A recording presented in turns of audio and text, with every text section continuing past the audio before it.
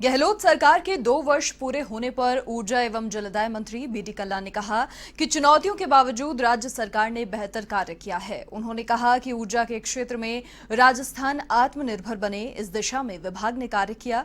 जनता को स्वच्छ पेयजल आपूर्ति हो, इसके लिए जलदाय विभाग की ओर से कार्य किए गए। और मंत्री कल्ला ने साथ ही कहा कि राज्य सरकार को केंद्र से पूर्ण सहयोग नहीं मिल पा रहा, बावजूद इसके राज्य सरकार ने आमजन को 2 वर्षों में राहत देने के प्रयास किए। मंत्री बीडी कल्ला से खास बातचीत की हमारे संवाददाता दिनेश कसाना ने। प्रदेश सरकार की आज दूसरी वर्षगांठ है। 2 वर्ष का कार्यकाल किस तरह का रहा, इसको लेकर हमारे साथ बातचीत के लिए मौजूद हैं वरिष्ठ कैबिनेट मंत्री बीडी कल्ला साहब। कल्ला साहब, पहले तो आपको 2 वर्ष के कार्यकाल की बहुत बहुत बधाई। आपका बहुत बहुत आभार। मैं किस तरह से 2 वर्ष का कार्यकाल रहा, किस रूप में आप देखते हैं?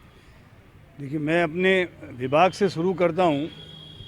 ऊर्जा मंत्रालय ने पिछले 2 वर्ष में लगभग 1550 मेगावाट नई बिजली जनरेट करके राजस्थान की जनता को समर्पित की है। राजस्थान में इसके अलावा हमारे मुख्यमंत्री जी ने ये वायदा किया था कि हम 5 साल तक कृषि कुओं को जो बिजली दी जा रही है उसकी रेट में अभिवृद्धि नहीं करेंगे। 2 साल बीत गए, हमने एक नए पैसे की अभिवृद्धि नहीं की है। इसी प्रकार 1 लाख कुओं के कनेक्शन 2019-20 में जारी करने का लक्ष्य रखा था। उसके विरुद्ध 1,40,000 कुओं को कृषि कनेक्शन दे दिए गए। अभी चालू वित्तीय वर्ष में 50,000 कुओं के कनेक्शन देने हैं, उससे ज़्यादा ही कनेक्शन राजस्थान में होंगे। इसके अलावा गांव के लोगों की ये मांग रहती थी कि हमको दिन में बिजली दी जाए। हमने कुछ ज़िलों को दिन में बिजली देनी शुरू की है और आने वाले 3 वर्षों में हमारा ये लक्ष्य है कि हम राजस्थान के एग्रीकल्चर फीडर को बिल्कुल सेपरेट अलग कर देंगे और उसके माध्यम से आने वाले समय में तमाम किसानों को 4 ब्लॉकों की जगह 1 या 2 ब्लॉक में दिन में ही बिजली हम सुलभ कराने की चेष्टा करेंगे। इसके अलावा राजस्थान में सौर ऊर्जा का हब बनाने की कोशिश की जा रही है। हमने अभी हाल ही में नेशनल थर्मल पावर कॉरपोरेशन के माध्यम से और हमारा अक्षय ऊर्जा विभाग जो है उसने मिलकर 5,000 मेगावाट बिजली पैदा करने का एक MOU साइन किया है। सेकी का एक 5,000 मेगावाट का अलग से प्रस्ताव पाइपलाइन में है। हमने सौर ऊर्जा नीति, पवन ऊर्जा नीति, हाइब्रिड एनर्जी पॉलिसी लॉन्च कर दी है। उससे निजी निवेशक भी काफ़ी मात्रा में राजस्थान में आ रहे हैं। राजस्थान में छत पर लोगों ने जो अपने घरों में सौर ऊर्जा के संयंत्र लगाए हैं उससे लगभग 310 मेगावाट बिजली का जनरेशन हो रहा है। हम आने वाले समय में ग्रीन सिटी, ग्रीन विलेज और ये कहना चाहिए कि अधिकांश लोग जो घरों में अपनी छतों पर सौर ऊर्जा का संयंत्र लगाएंगे, घरों में उनको 30% अनुदान दे रहे हैं। इससे ये सौर ऊर्जा के संयंत्र काफ़ी पॉपुलर हो रहे हैं। आने वाले 3 वर्षों में हम 30,000 मेगावाट बिजली सौर ऊर्जा के माध्यम से राजस्थान ऊर्जा के क्षेत्र में आत्मनिर्भर बने, इस दिशा में विभाग ने कार्य किए। आगे किस तरह की योजनाएं आगामी वित्तीय वर्ष में होंगी? देखिए, आने वाले 3 वर्षों में हम राजस्थान में अक्षय ऊर्जा के 30,000 मेगावाट के संयंत्र लगाने का हमारा लक्ष्य है और मुझे पूरा विश्वास है कि इससे न केवल हम राजस्थान की मांग को पूरा कर सकेंगे बल्कि राजस्थान के अलावा राज्य के बाहर भी बिजली देने में सक्षम होंगे। कल्ला साहब, पहली वर्षगांठ पर मुख्यमंत्री अशोक गहलोत ने कहा था कि 1 लाख कनेक्शन जो विद्युत के कृषि के हैं वो दिए जाएंगे। अभी भी बहुत ज़्यादा पेंडेंसी लगातार चल रही है। 1 लाख के विरुद्ध में हमने 1,40,000 को कनेक्शन दे दिया और अभी चालू वित्तीय वर्ष में 50,000 कनेक्शन का लक्ष्य है। वो 50,000 से ज़्यादा ही दिया जाएगा, इसलिए इसमें कोई कोर कसर हम नहीं रखेंगे। विद्युत मंत्रालय की बात करें तो लगातार घाटे की जो स्थिति है वो बढ़ रही है। हालांकि कोरोना एक बड़ी चुनौती थी, लेकिन उसके बावजूद भी जिस तरह का कार्य रहा उसको लेकर किस तरह? देखिए, जो घाटे की स्थिति है वो तो हमको विरासत में मिली है। उदय योजना आई, लेकिन उदय योजना का जो ऋण है उसका ब्याज इतना है कि ब्याज पर ब्याज चुकाने के लिए ऋण लेना पड़ता है। ऐसी स्थिति में धीरे धीरे हम जब एग्रीकल्चर फीडर अलग करेंगे और कुल मिलाकर के हमारे छीजत में हमने आने पर अभी 2.68% कटौती की है, कम किया है उसको छीजत को। तो इस तरीके से मैनेजमेंट को सही करने में लगे हुए हैं। थोड़ा वक्त लगेगा, लेकिन ये घाटे की जो स्थिति विरासत में मिली है उसको दूर करने में मुझे समय की आवश्यकता है। और मैं उम्मीद करता हूँ कि आने वाले समय में हम 3-4 साल में ही हमारे डिस्कोम्स हैं इनको अच्छी स्थिति में लाने की चेष्टा करेंगे। एक पेयजल का जो काफी महत्वपूर्ण विभाग है वो भी आपके पास है। पेयजल के सेक्टर की किस तरह की उपलब्धियां पिछले वित्तीय वर्ष में रही? राजस्थान में सरकार के आने के बाद पेयजल जो परिवार 15,000 लीटर तक पानी का उपभोग करता है उनके बिजली के बिल माननीय मुख्यमंत्री जी अशोक जी गहलोत ने माफ़ कर दिए। ये बहुत बड़ी उपलब्धि है। उसके बाद राजस्थान के 4,63,000 हैंडपम्प की मरम्मत की गई, 11,000 नए हैंडपम्प लगाए गए, 5,000 से ऊपर नए ट्यूबवेल खोदे गए।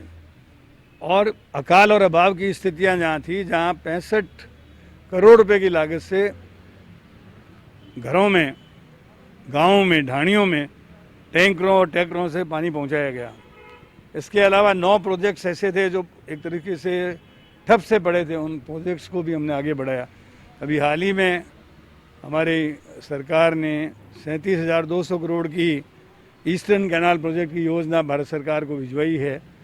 ये यदि मंजूर होती है, जैसा प्रधानमंत्री जी जयपुर में आए थे तब उन्होंने कहा था कि हम इसको राष्ट्रीय योजना घोषित करेंगे, इसको यदि कर देते हैं तो पूर्वी राजस्थान के 13 जिलों को इससे पानी उपलब्ध होगा और राजस्थान का पेयजल संकट काफ़ी मात्रा में दूर होगा। इसके अलावा जोधपुर में राजीव गांधी लिफ्ट की 3rd स्टेज और इसी प्रकार आपके ईसरदा बांध को भी हमारे ये जल संसाधन मंत्रालय ने उसको शुरू कर दिया है 3,000 करोड़ की लागत से। इससे दौसा और आसपास के ज़िले के गांवों को पानी उपलब्ध होगा। ऐसी अनेक योजनाएं हमने शुरू की हैं और परवन योजना जो इधर कोटा ज़िले और इसके आसपास के इलाकों को पानी पिलाएगी। तो पूरे राजस्थान में हमने पेयजल में भी काफ़ी प्रगति की है और आने वाले समय में राजस्थान में पानी की आपूर्ति में हम कोई और कसर नहीं रखेंगे। जहाँ तक जयपुर का सवाल है, बिसुलपुर का पानी पृथ्वीराज नगर, हवा महल क्षेत्र, खो नागौरियान, जगतपुरा में पहुँचाने के लिए भी हमने कई योजनाएं भी बनाई है, उसका कार्य प्रगति पर है।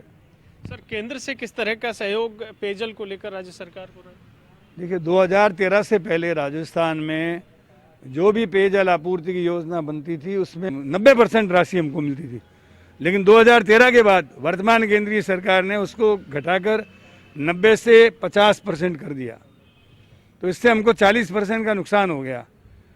यदि हम राजस्थान के गांव-गांव में घर-घर कनेक्शन देना चाहें तो एक अनुमान के अनुसार 1.5 लाख करोड़ रुपए की आवश्यकता होगी और 1.5 लाख करोड़ में 50% के हिसाब से 75,000 करोड़ रुपये राजस्थान को देने होंगे और 10% देना पड़े तो हमको केवल 15,000 करोड़ रुपये देने पड़ेंगे। 15,000 करोड़ राजस्थान दे सकता है, 75,000 करोड़ देने की स्थिति इस कोविड पीरियड में हमारी नहीं है।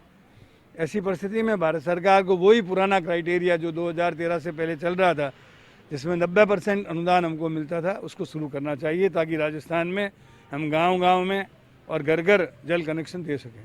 कल्ला साहब, ऑल ओवर राजस्थान सरकार की बात करें तो एक आर्थिक संकट बड़ी चुनौती थी, लेकिन कोरोना महामारी के बाद और ज़्यादा चुनौतियां राज्य सरकार के सामने बढ़ गई हैं। तो आगामी जो वर्ष है उसको किस रूप में देखते हैं? देखिए, कोरोना का संकट जो आया उससे स्टेट की इनकम जहाँ कम हुई, भारत सरकार से भी जीएसटी का रिम्बर्समेंट वगैरह प्रॉपरली नहीं हो रहा है, उसके कारण आर्थिक संकट निश्चित रूप से हर स्टेट में है। न केवल तेलंगाना 6 महीने से तनख्वाह नहीं दे पा रहा है। हमारे यहाँ कम से कम आर्थिक स्थितियाँ बना करके कम से कम हमारे मुख्यमंत्री जी ने ये व्यवस्थाएं तो कम से कम कर रखी हैं, मैनेजमेंट ठीक रहा है। हाँ, लेकिन कुल मिलाकर के भारत सरकार को स्टेट्स को उनकी ग्रांट का पैसा, उनका जीएसटी का पुनर्भरण, उनका बकाया पैसा अलग अलग विभागों को देना चाहिए। सर, मुख्यमंत्री अशोक गहलोत ने कहा कि जिला परिषद और पंचायत समिति में जो जिस तरह के परिणाम आए हैं, उन्होंने कहा कि सरकार की जो योजनाएं हैं उनको हम जनता तक नहीं पहुंचा पाए और इसी का कारण रहा कि जो परिणाम इस तरह के रहे। तो अब मंत्रियों को जिम्मेदारी दी गई है, समूह बनाए गए 2-2 मंत्रियों के। आपको भी 3 जिलों की जिम्मेदारी दी गई, बीकानेर, गंगानगर, हनुमानगढ़, सीमावर्ती जिले हैं और वहाँ पर चूंकि जो कृषि कानून केंद्र सरकार ने बनाया है लगातार उसको लेकर भी किसान हैं जो आंदोलनरत हैं, तो एक बड़ी चुनौती आपके सामने रहेगी। हालांकि राज्य सरकार ने तीनों कृषि कानूनों के खिलाफ विधेयक भी पारित कर दिए। देखिए, कृषि कानून जो भारत सरकार ने बनाए हैं वो किसान विरोधी, जन विरोधी, मजदूर विरोधी और आम आदमी के विरोध में है। इनको तो वापस लिया जाना चाहिए।